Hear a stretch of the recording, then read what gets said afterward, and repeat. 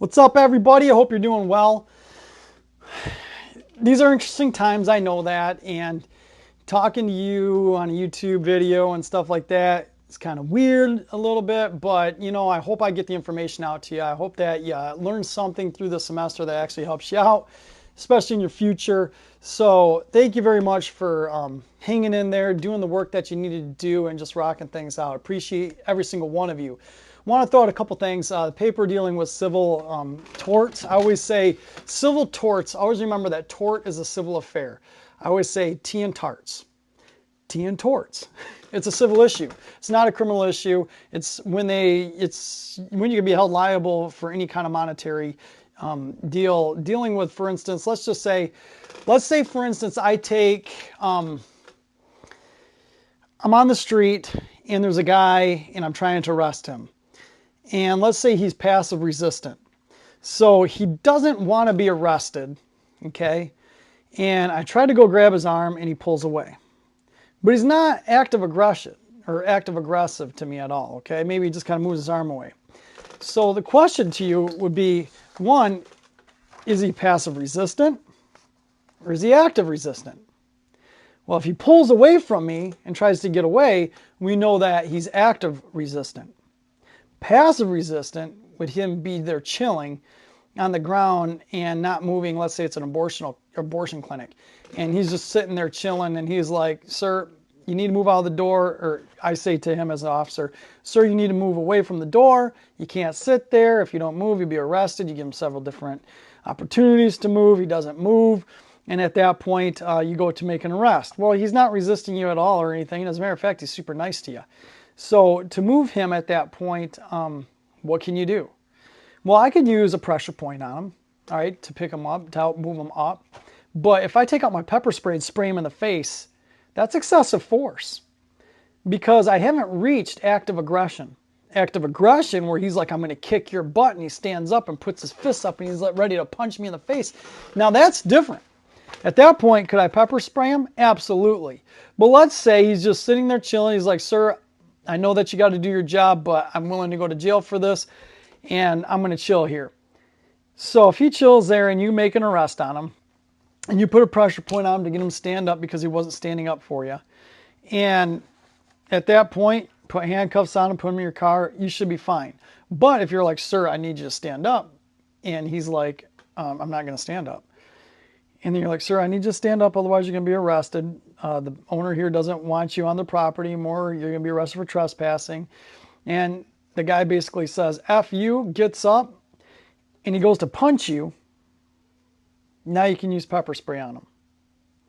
However, if he just sits there cool as whatever, like the first time, he's like, sir, officer, I know that you're doing your job. I respect you. And I'm not going to do anything to harm you, but I'm also not going to go with you. We always have to understand, if I take pepper spray at this point and spray him and say, get up, it's excessive force at this point and they can sue me for my negligence. Now, when we also get into dealing with a couple other things in that chapter, one, that was intentional. I used too much force on that person. However, there's also some things that we also have to look at. And when we look at like the contributory negligence of something, okay, when we say we get in a vehicle pursuit with somebody, and during that pursuit, as we're pursuing this vehicle, the vehicle goes through a red light, just blows through the red light, okay? You as the officer still have to understand that you have to abide by your policies and procedures for your agency.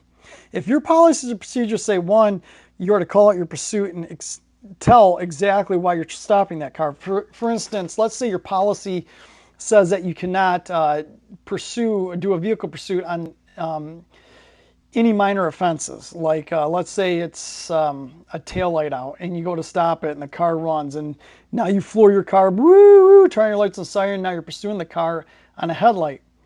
Well, first of all, if your policy procedure for your agency says specifically that you can't pursue on minor offenses like that, and you do, well, that's all you're negligent, straight up. But let's say, for instance, that this person was a homicide suspect, and just did a homicide, you're like, there he is, and you jump in, your car and you start pursuing this person. You go to try to stop this car because you see him be on the lookout. And as you're pursuing the vehicle blows through a red light. There's a thing that you have to understand. Your policy you have to go through your lights with caution. So even though you're driving code and you're trying to pursue this homicide suspect, you also have to abide by your policies. So if you come to a red light, you also have, under law, to be cautious to make sure that it's clear yourself before you go through that intersection. Now, accidents do happen from time to time. As long as you're following your policy procedures, you should be all right, because your agency will actually back you up with their attorneys as long as you followed policy and procedure. I had one of my buddies, he arrested a guy for operating while under the influence of alcohol. Well, this guy was trying to say it was a false arrest and tried to throw out a bunch of stuff on him. Long story short, the officer followed every single one of our policies at Kentwood. So the guy tries to sue our officer civilly, personally, him personally, not the agent. Well, he tried to sue the agency as well as the officer personally. And so this officer is like, crap, I'm getting sued personally from this guy. So he goes to court. And because he followed policy and procedure, the city of Kentwood paid for his attorney fees for his own personal lawsuit against this guy, as well as the agency's lawsuit. However, if he didn't follow policy and procedure with handling the OWI properly, and he violated the policy or whatever, well, at that point, even though maybe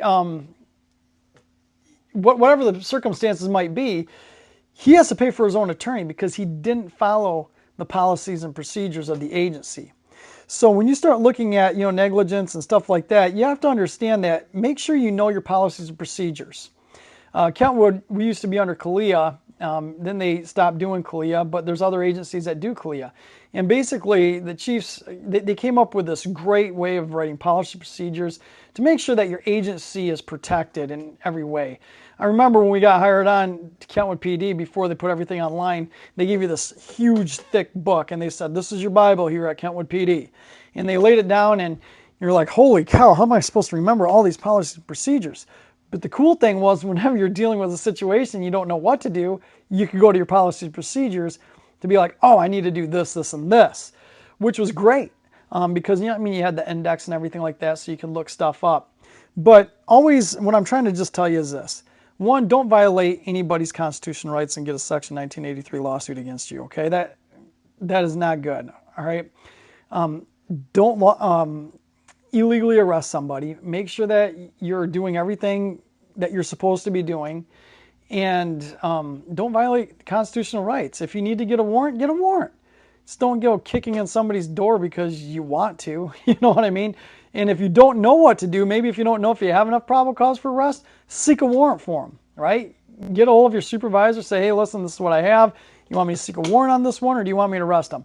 Make sure that you're always covering yourself, okay? If you don't know what to do, make sure that you check with someone before you do something that could maybe, if you did unlawful arrest, so let's say you work for a small agency, and there's no sergeant really on that can help you out. There's nobody with really much experience that's working with you at night. And you're kind of like, gosh, can I arrest this person or can I not arrest this person? Think about it this way. All right, well, what's the dangers if you don't arrest that person right now? If you don't arrest them, can you seek a warrant for them?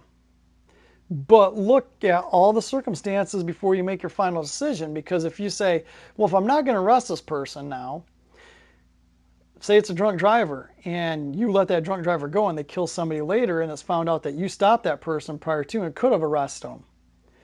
Well, now you're kind of in a jam. All right, you're negligent in your duty at that point. Could you be sued? Absolutely. Just be careful and be cautious of that. Now, whenever we're dealing with lawsuits and stuff like that, one, don't sit there and try to be fearful with your job and try to make decisions. Oh, am I going to get sued on this, or am I not going to get sued? Just do your job and do it right. Know the law, know what you can do, know the Constitution, know people's First Amendment rights, right? Know the Fourth Amendment's very important. Know the Fifth Amendment, right? Okay, and just do what's right. Make good decisions and record as much as you can to protect yourself. If you got a body cam, use it. use it as much as possible, because if there's any questions of anything that you did and you did everything right, you're good to go on that body cam. That will show it. And always have a witness stand by with you. And what I mean by witness is, if you're dealing with somebody where you're arresting somebody, you should have a partner with you. More than likely, if you're going to make an arrest, I kind of chill for a minute. If I know I'm going to arrest somebody on a traffic stop, I always call dispatch and say, hey, can you send another unit this way? And then I chill in my car until I get a second officer on scene. Once I get that second officer on scene, then I'll make my arrest on that person. But always have a witness if you can, and have your body cams on, as well as your in-car camera, just to protect you from any civil liabilities. Because you're going to find out, and what we're going to go into next is internal affairs.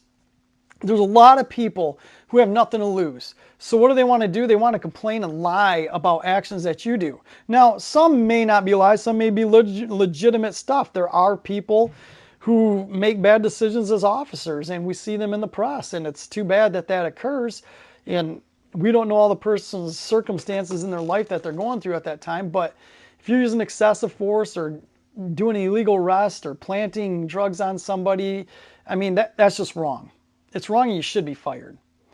So I want you to think about a couple things. One, if you're doing what's right, you have nothing to worry about. Make sure that you're recording whatever you're doing on duty, and just do your best work. But the thing is this, when you're making a lot of arrests out there, I was always told by a lot of officers, a lot of senior officers, they said, you know, Greg, if you're doing your job out there and you're making arrests, you're going to tick people off. And when you tick people off, what are they going to do? They're going to complain against you. They're going to lie about you because they hate you, because you're making their life difficult. And it's true. If you go through your whole career and don't get an internal affair complaint against you, then what are you doing out there? You can do everything by the book, and somebody's going to make up some lie about you. And that's why it's great to have all that stuff on film. Internal affair investigations, basically what will happen is the citizen will call and complain against an officer. And at that point, a sergeant will be like, do you want to make a formal complaint against this officer? And if they make a formal complaint against the officer, then it goes into internal affairs. Internal affairs at that point, whether it's in-house or whether it's outside, depending on the severity of everything, an agency may go outside to have an internal affair from a different agency investigate it. Let's say, for instance, I was involved in a pretty bad accident at Kentwood PD. And in this accident, I mean, it was a bad accident. And at that point, what they ended up doing is Michigan State Police came in to do the investigation on it, to make sure that I was clear of everything I did. And they did find me clear. They exonerated me. I did nothing wrong on that accident. It was the other person's fault totally. Everything was actually captured on film and everything, which was nice for me. But I mean, was it stressful at the same time? Absolutely, it is stressful. If you have any kind of shooting that occurs, so anything that deals with, if you're looking at any kind of constitutional stuff or racial stuff, you know, if somebody's saying this department's racist, these officers are racist, it's good for an agency to always have a separate agency investigate that, so no one can say, well, you're covering up for your own officers. So if there's also like a shooting that occurs, so if an officer involves shooting and you shoot somebody, at that point, I'm going to tell you right now, get a different agency to take over that investigation, especially if you're a chief or somebody in that decision-making process. You don't want to do your own investigation on a shooting, okay? Get the nearest agency involved to do the investigation on that, the internal affair, just to make sure that everything's good. Because if it comes back and they say, well, listen, you're covering for your officers, it was a cover-up. I mean, if you got a different agency coming in and doing it, you can wash your hands and say, whoa, we didn't do anything wrong here. We had a whole separate agency come in and they handled that. So internal affairs, I mean, most of the time what will happen is you'll get a complaint against you. Let's say somebody said, well, they searched my house and they did it illegally. Okay. Do you want to make a formal complaint about this? Yeah, I want to make a formal complaint. Well, at that point, internal affairs will come up with an IA investigation against you. And at that point, they'll see what happens. So they'll research videos, ask the officers what happened, interview the people who made the complaint to see what exactly happened. So they basically investigate the complaint, just as you'd investigate any other complaint. But as an officer, I want to throw this out there to you. If you're a police officer and you get an IA against you, always ask first thing, could there possibly criminal charges brought up against me? Because if there is, make sure that they read you your Garrity rights. I want you to think about this. So you get in an involved shooting while working on duty. So you shoot someone. Let's say the shooting is totally legit. Okay, you have the right to do that. The guy pulled a gun on you, aimed it at you, and you shot him before he shot you. And at that point, let's say you kill a guy. Well, at this point, Internal Affairs is going to investigate it, and they're going to say to you, yeah, there could be criminal charges. There's a homicide, we're investigating it. Okay, I'd like my Garrity rights read to me. The thing about law enforcement is you don't have the Fifth Amendment right at this point to say, I'm going to be silent. Because if you are silent, I want you to think about this. Your superior says, no, you need to tell us what happened here in this internal affairs investigation. Well, hold on a second. Don't I have the right to remain silent? Okay, this is where the weirdness occurs, right? Because if I was a normal citizen, I would have the right to remain silent and not say a peep about it. However, being a law enforcement, and this was done in your line of duty, you do have to explain what exactly occurred. Now, the reason why you read his Garrity rights is because that Garrity rights protect you for your statements that you give for your internal affairs investigation. The Garrity right protects you now against the criminal side of things. So let's say you did screw up, okay, and you shouldn't have shot the person. And there's, good evidence to say, well, gosh, this was intentional. You should have never done it, blah, blah, blah. Well, at that point, when it goes down to criminal court, what you said and you read your Garrity rights, well, they can't use that statement that you used in internal affairs. Does that make sense? So always ask for your Garrity rights. For internal affairs investigations, you're going to see a lot of different things that will happen. They'll either find you unfounded, they'll find you exonerated, they'll substantiate, or they'll show it unsubstantiated. So what unfounded would be is this. I had a guy that actually complained against me. He said I ran his name in lien and gave the information out to Woodland Mall Security. Well, this is what happened. The guy was harassing some girls at Woodland Mall. And they asked, hey, can you talk to him and tell him to stop harassing these girls? Well, he was an employee at one of those kiosks in the mall. So I went up to him. I said, hey, listen, you know what? Security's telling me that you've been harassing some girls or whatever, and they want you not to do that anymore. And the guy, I said, do you understand? And the guy was like, yeah. There was nobody that wanted to press any charges or anything like that. They just wanted me to tell him to stop doing what he was doing. So at that point, I get the guy's full name, date of birth. Well, the guy was working at the kiosk. I was really busy, and normally I would run people in lien, which would show if he has any warrants or anything like that. And at that point, I got tied up on a bunch of other calls, and I didn't even run his name, okay? I didn't run him. Woodland Mall Security asked me at that point, hey, can I get his name? I'm like, he's works at the mall. If you want to get his name, you get his name. So I didn't even give the name to the mall employee. Or it's Woodland Mall Security. Well, the funny thing is the guy had actually applied for Woodland Mall Security. So he filled out a whole application giving out all his information. Long story short, the Woodland Mall ended up getting involved and firing the guy from where he worked at the kiosk. Well, he got upset and made an internal affair investigation against me, saying that I ran his name in lien and then gave that information I ran in lien to Woodland Mall Security, and they found out all his information, and that's how he got fired. Well, it's a misdemeanor to run information in lien and then give it out to somebody else like Woodland Mall Security. Well, so now I'm getting investigated on a criminal charge that I didn't even run his name, nor did I even give it to Woodland Mall Security. So Internal Affairs opens up an IA on me, and at that point they look and they run through all my lien and realize he didn't even run the guy in lien. So they're like, okay, and then they talk to the Woodland Mall Security and they're like, did Greg give you this guy's information? They're like, no, the guy actually applied for us. And that's how he gained all his information. So what ended up happening is my internal affairs investigation was unfounded. It never happened. So they're like, this whole thing that he came up with was totally false. Okay. Now, then there's an exonerated. Exonerated would mean that basically there is an incident that did occur. Okay, the incident occurred, what they were saying, but the officer followed all, I'm sorry about the camera, it's moving a little bit around on me here because of this mic. But let's say that the officer followed policy procedures with the agency, they followed the law, they didn't do anything wrong legally, but an incident occurred. So let's say this is what happened. All right. So somebody says the officer used excessive force on me. And at that point, Internal Affairs opens up and they're like, well, what did the officer do? So now they open up this investigation because this person claimed that there was excessive force brought upon him. So at that point, the person may have been drunk, okay? So there's video showing that the guy's drunk and he yells, "You SOB officers, I'm going to kick your ASS's, I'm going to do this and do that," swearing, and puts his fists up, and he goes to punch an officer. At that point, the officer takes out a taser and shoots him with a taser. He goes down, they handcuff him, and bring him to jail, and think it's done. Well, he comes out and he's like, "Hey, I never said any of that stuff," and blah, blah, blah, and they shot me with a taser for no reason.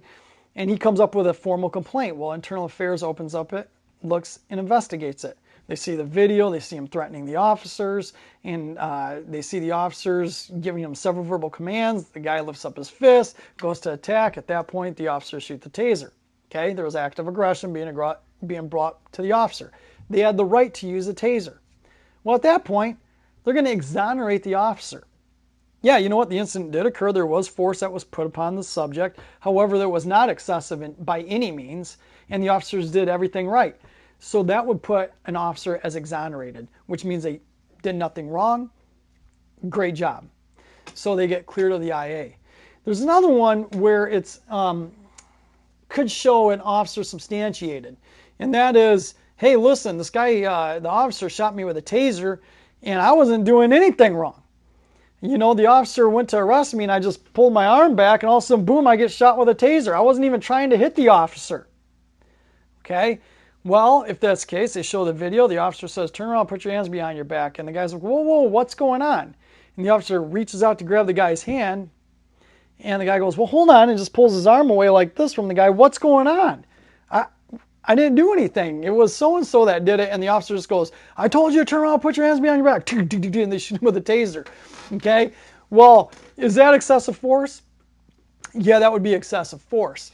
Based upon that, with a person pulling out the internal affair investigation saying that excessive force was used against them, at that point, we could say, yeah, you know what, it was excessive force and this complaint is substantiated, which means at that point the officer's held liable for it, right? So the officer could get some time off, could get fired, could get criminal charges brought against them for assault. So we have to look at that too. So internal affairs, I mean, they do that and they can substantiate and say that, yeah, this officer did wrong here, and because of that, now whatever this decision is from the administration at that point that they make, you got to live with. So, I mean, could they fire you? Absolutely. Could they bring criminal charges against you? Absolutely. So, could they get sued civilly? Yeah. Will the department look after your lawsuit for you personally? No, they won't. Why? Because you violated policy. So there's a lot of other complications that can come with that stuff too, but IA is there to protect the people, the public, as well as there to protect the officer. So, I mean, it's investigation that's non-biased. It's investigated just as if you're doing a criminal investigation. I mean, that's what internal affairs is for. Now, there are unsubstantiated, which means that they can't really prove that the complaint is legit, nor can they, I mean, they can't show it either way, basically, okay? So unsubstantiated would be pretty much, well, this complaint was brought against the officer, and maybe there was no video, and it's just the officer's word against the person's word, and the officer's never done anything before like what this person's trying to say, and they can't prove one way or the other. They can't say, well, it didn't happen, or it did happen. So you're like, right here in the middle. Well, at that point, if you're found in the middle and they can't determine, they're like, we don't know what really happened. Well, that's unsubstantiated, and it's like basically case closed, unless something further opens up that shows that the officer may have done something in the wrong, or maybe shows something that they were cleared of it. So those are the 4 steps: unfounded, exonerated, substantiated, and unsubstantiated. This week, I put an internal affair investigation. I put it in Blackboard. Hopefully I did it right.